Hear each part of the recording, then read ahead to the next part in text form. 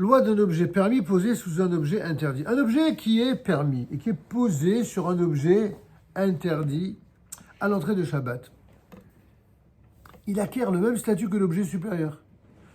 Et donc il est interdit de déplacer pendant Shabbat, même si l'objet interdit a été retiré pendant Shabbat. Ça lui confère un statut d'interdiction.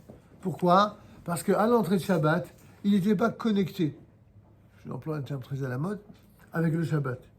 Il était déconnecté, il était mouksé. Mouksé, c'est la traduction, on n'a jamais donné cette traduction, mais je la trouve tout à fait à propos. Mouksé, on pourrait traduire déconnecté. Un objet mouksé, c'est un objet qui est déconnecté totalement du Shabbat. Et on n'a pas le droit de l'utiliser pendant Shabbat.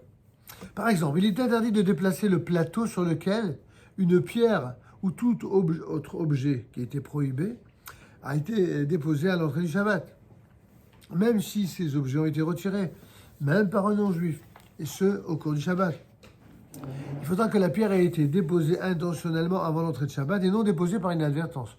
Parce que dans ce cas, il est même défendu de secouer le plateau pour en tirer la pierre. Vous allez me dire, c'est un peu tiré par les cheveux.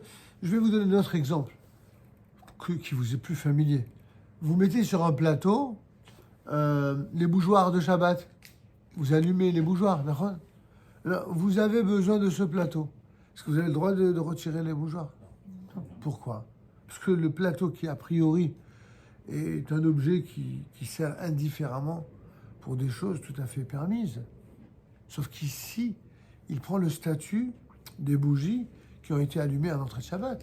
Jusqu'à la fin de Shabbat, j'ai pas le droit de toucher à ça. Donc le plateau non plus. Vous avez compris l'idée.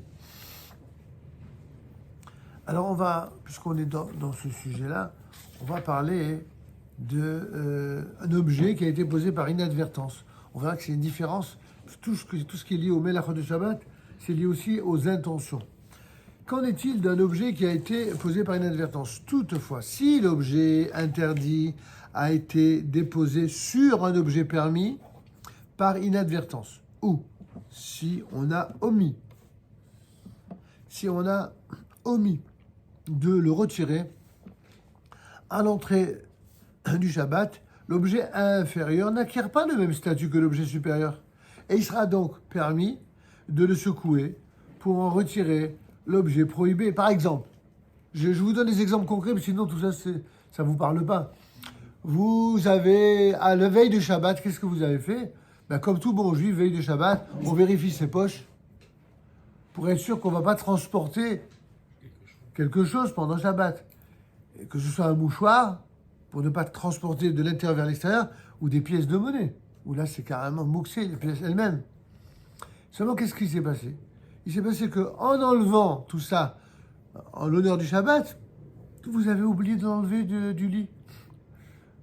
C'est pas très malin, mais ça peut arriver.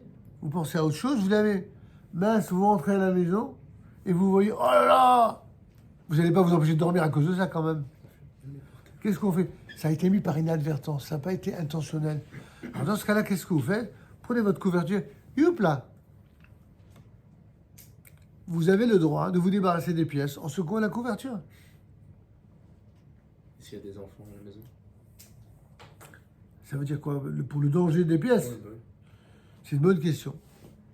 On va faire la porte. Mais sinon, si c'est des enfants... Viser les têtes. Non, si c'est des enfants pour lesquels ça pourrait représenter un danger, c'est les enfants à quatre pattes, c'est les bébés. Parce qu'un enfant, s'il a 7 ou 8 ans, c'est pas un danger d'avoir une pièce par terre. Mais vous avez raison, c'est une bonne question. Est-ce qu'on a le droit de risquer ? D'accord ? Il faut bien évaluer avec intelligence qu'est-ce qu'on peut faire, qu'est-ce qu'on peut faire. Mais là, on est dans le dinim de Mouksé, ok ? Par rapport au dinim de Mouksé. Étant donné que ça a été mis par inadvertance, le but, c'était pas de le mettre sur le lit. Le but, c'était de se débarrasser du Mouksé veille de Shabbat. Donc, c'était autorisé. C'est juste que j'ai fait la bêtise de le laisser. Dans ce cas-là, je peux m'en débarrasser de cette manière. C'est clair. Maintenant... Il est donc permis de le secouer pour en retirer l'objet prohibé. C'est l'exemple que je viens de vous donner. Ceci s'applique seulement si l'on désire utiliser l'objet inférieur et non si on désire seulement préserver l'objet supérieur. Ben oui, vous avez envie de dormir. C'est pas pour les pièces. Vous n'avez pas besoin de pièces pour dormir, hein, à moins d'avoir un problème spécial. D'accord ? Vous avez besoin de la couverture. Dans ce cas-là, Vous secouez et c'est pour récupérer la couverture ou la couette sans avoir à toucher les pièces. Donc ceci s'applique seulement si l'on désire utiliser l'objet inférieur et non si l'on désire seulement préserver l'objet supérieur, à moins de le secouer avec le corps, le coude ou la jambe par exemple, et non avec la main. Alors certains font également ce diouk, on voit ça dans Mishnah Brura, au nom du Magen Avraham, ainsi que Shalatzion, etc. Par exemple, si une pierre, dont on a déjà dit qu'elle était mouxée, une pierre en tant que telle qui n'a pas d'utilité propre, ou alors de l'argent, voilà l'exemple que je viens de vous donner, se trouve par inadvertance sur un coussin à l'entrée de Shabbat, il sera permis de secouer l'oreiller. J'avais oublié qu'il en parlait, mais l'exemple que je vous ai donné, c'est ça. Pour l'utiliser et non pour préserver l'argent, évidemment. Veille de Shabbat, qu'est-ce que vous allez faire de l'argent? Rien du tout. Donc si vous allez vous débarrasser de l'argent, c'est uniquement pour pouvoir dormir tranquillement sur votre oreiller. Et si on le secoue avec le coude, cela est permis dans tous les cas. De plus, si on désire utiliser l'emplacement du coussin, ou si on craint de briser un ustensile qui est disposé aux alentours en faisant tomber la pierre, il sera possible de déplacer le coussin avec les pierres pour le secouer à un autre endroit. Là, on parle d'un coussin. On peut transporter à l'intérieur de la maison avec la chose qui est par-dessus. Il sera également permis d'étudier sur une table sur laquelle se trouvent des pièces de monnaie, même s'il est probable que les pièces bougent avec les mouvements entraînés par celui qui étudie. C'est encore une autre variante de ce que je vous ai dit pour l'histoire du lit. C'est clair pour tout le monde, il n'y a pas besoin de revenir là-dessus, on avance. Maintenant, en petit b, on voit ici l'intention de l'individu qui dépose l'objet prohibé.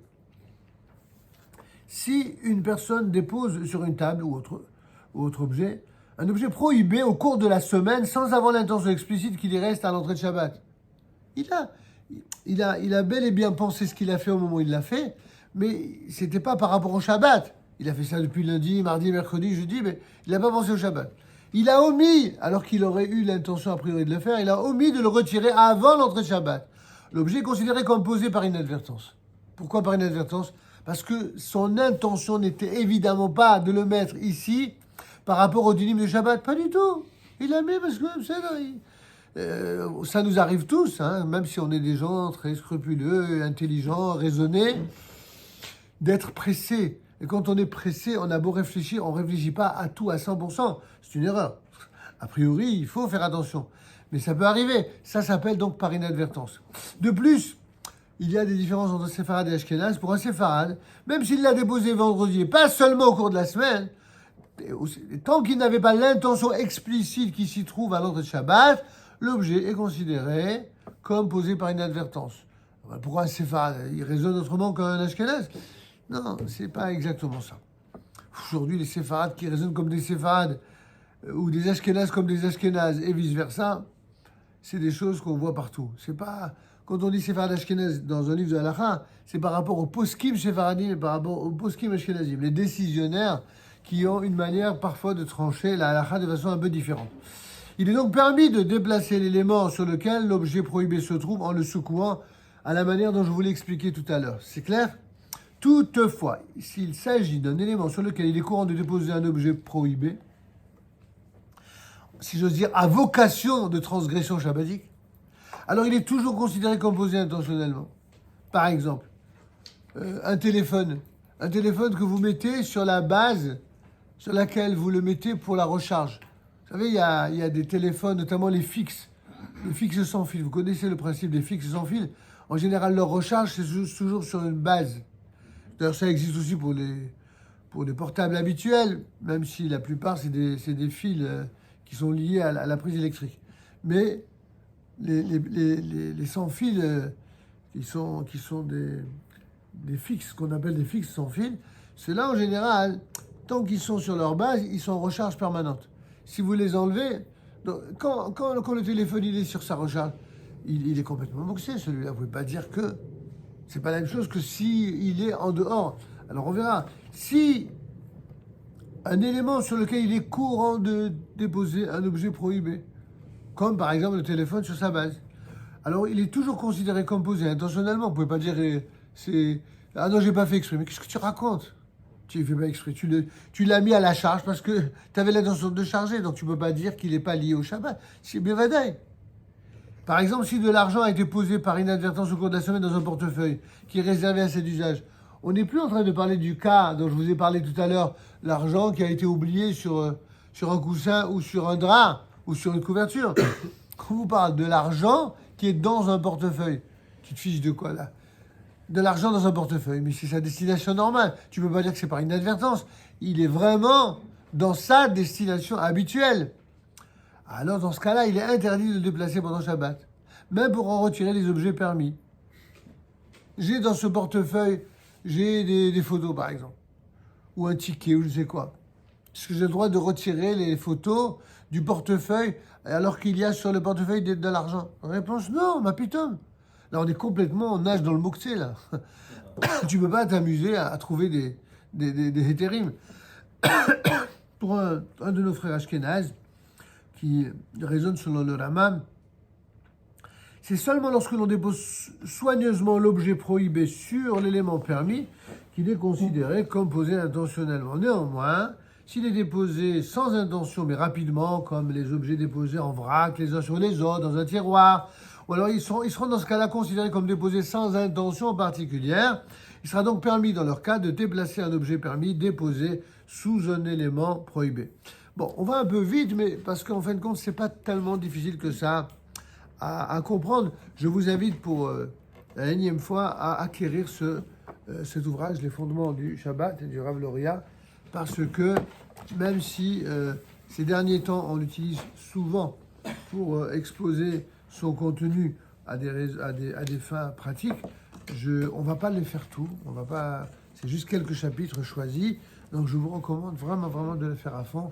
Et il vaut la peine, je l'ai déjà dit plusieurs fois. C'est certainement l'un des livres les mieux faits. Il y en a sûrement d'autres aussi, bien sûr, qui chacun ayant sa valeur. Mais celui-ci, il a un mérite que j'ai trouvé pratiquement que chez lui. C'est que même s'il suit une école de pensée de halakha précise, il ne méprise pas les autres écoles de pensée. Il les cite. Et moi, j'ai beaucoup de respect pour ce genre de rav qui a cette honnêteté morale, intellectuelle, rabbinique, de citer ceux qui ne pensent pas comme lui. Pour moi, c'est ce genre de rabbinim qu'il faut donner en exemple. Et c'est pourquoi c'est le livre que je vous recommande, non seulement pour les dynimes de Shabbat, les fondements du Shabbat, mais également les fondements de la cacheroute. On continue.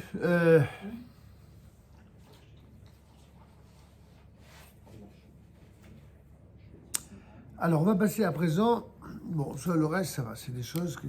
Alors, si on vous donne un autre exemple.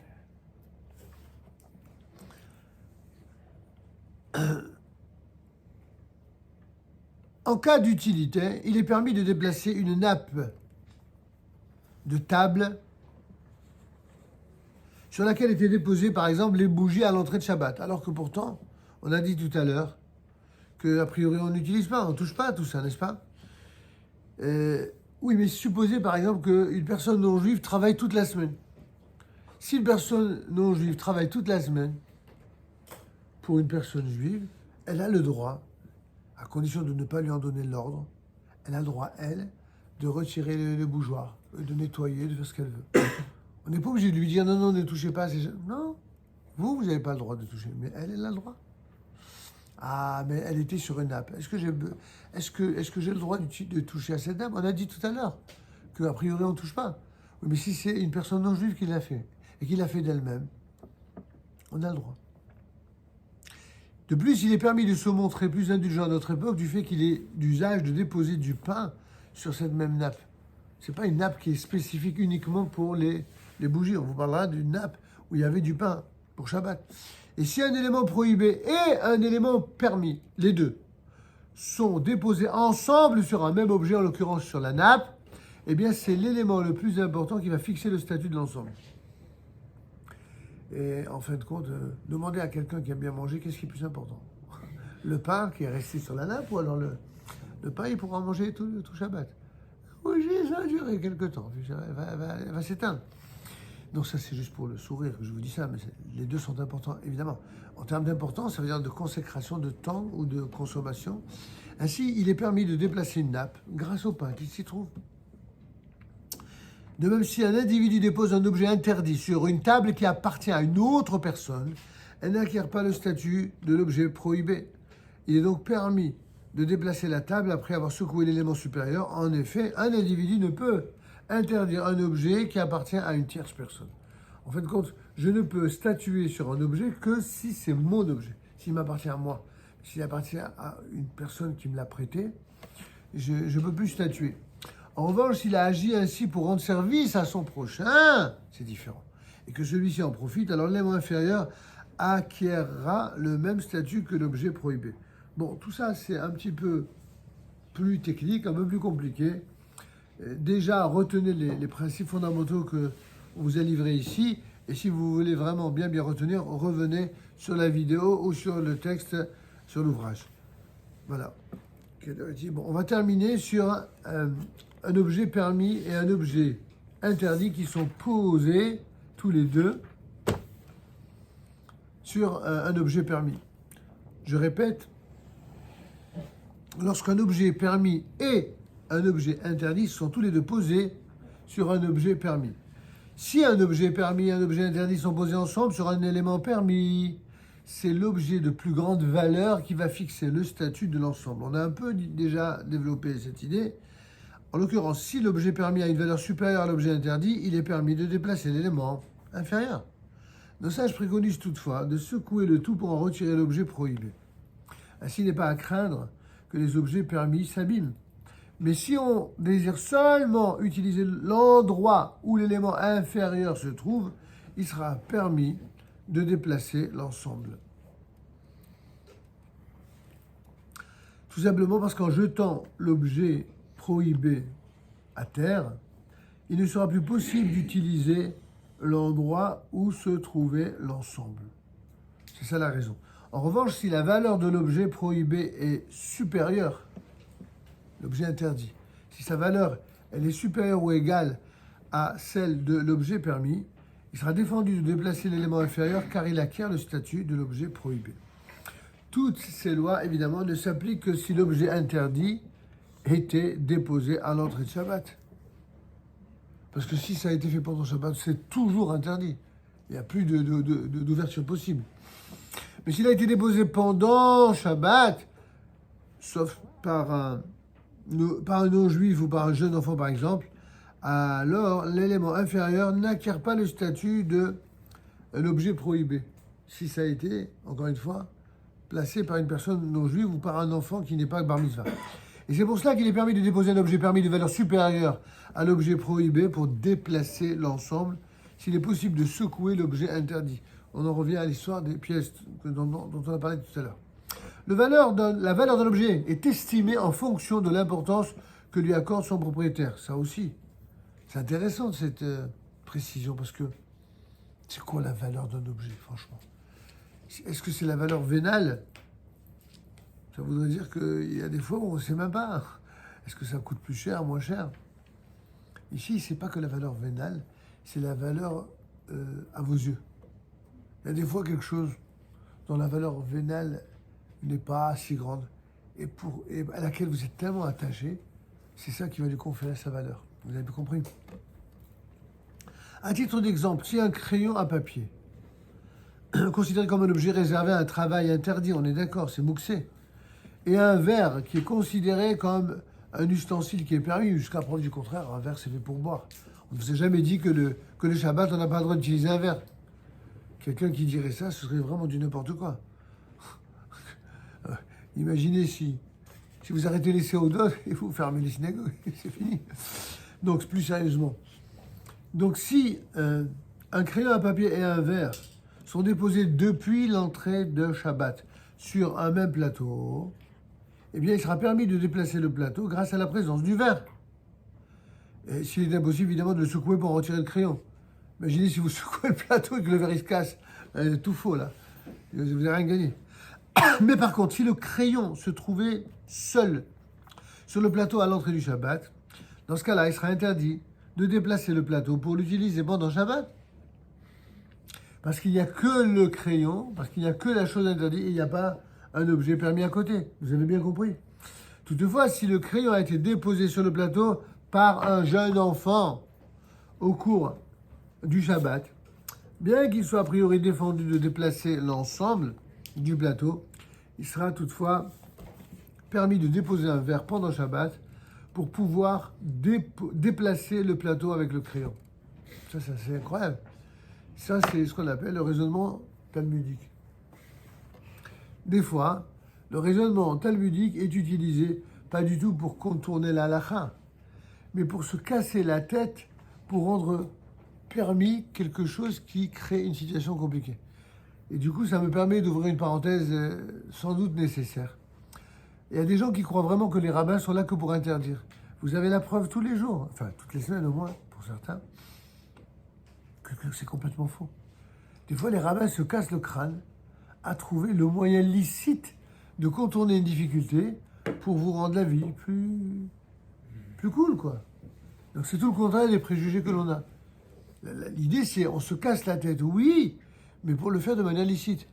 Les gens qui vont vous dire « Ouais, c'est hypocrite, c'est de faire des... » Et vous dites « Oui, bravo, vous n'êtes pas hypocrite, vous transgressez carrément. » Ouais, toujours la même chose, donneur de leçons. On doit, oui, se casser la tête pour rendre possible... Quand je dis « on », c'est les rabbins, les chachamim, ben, c'est pas n'importe qui va interpréter. Quand les gens ne sont pas chachamim, mais ne savent pas comment se casser la tête pour trouver une façon licite de contourner une difficulté, alors eux, leur façon à eux de résoudre le problème, c'est quoi? Youp, c'est de prendre un raccourci, l'interdiction. Belle trouvaille. Oui, vas-y, transgresse, comme ça, tu te casses pas la tête et tu te pourris pas la vie. Ben oui, c'est le moyen utilisé par les libéraux. Pour ne pas se pourrir la vie, on autorise ce qui est interdit. C'est tellement populaire, ça c'est clair. Ah, si on met ça au vote, ah ben, c'est très populaire. Et c'est surtout très populiste et c'est surtout pas conforme à la Torah. Donc s'il s'agit des mêmes cas de figure, avec un carnet de chèques, par exemple, considéré comme un objet de grande valeur, sauf si le chèque est en bois, évidemment, eh bien, et non un crayon à papier, il est interdit de déplacer le plateau en toutes circonstances. Il est également défendu de le déplacer pour utiliser l'emplacement du plateau. Ouais. Bon, on passera à notre sujet parce que là, il est déjà 9h30. Donc la prochaine fois, on abordera un nouvel élément. Quid de l'argent qui est trouvé dans la poche d'un habit? Normalement, veille de Shabbat, comme vous le savez, on doit faire les poches. Faire les poches dans le sens vider les poches de tout mouxé et notamment de l'argent. Eh ben, malheureusement, ça peut arriver. C'est très rare quand on a été conditionné, éduqué dans la Torah et dans les mitzvot de plus en plus dans l'enfance. Mais quand on n'a pas été habitué à être pointilleux sur les mitzvot, il peut arriver que malheureusement on oublie. Oh là là, mince, comment que je fais? Vous n'avez jamais posé la question? Bon, vous, ça vous avez jamais posé la question parce que ça vous est jamais arrivé. Formidable. Mais la question se pose tout de même. Et c'est donc, comme dans les belles séries, on va marquer à suivre. La semaine prochaine, on abordera donc quel sera le statut de l'argent trouvé dans la poche d'un habit si on trouve ça pendant Shabbat. Sur ce, Shabbat, Shalom. Comme nous sommes derniers jours de Hanouka, Sameach. Et donc, à la prochaine fois.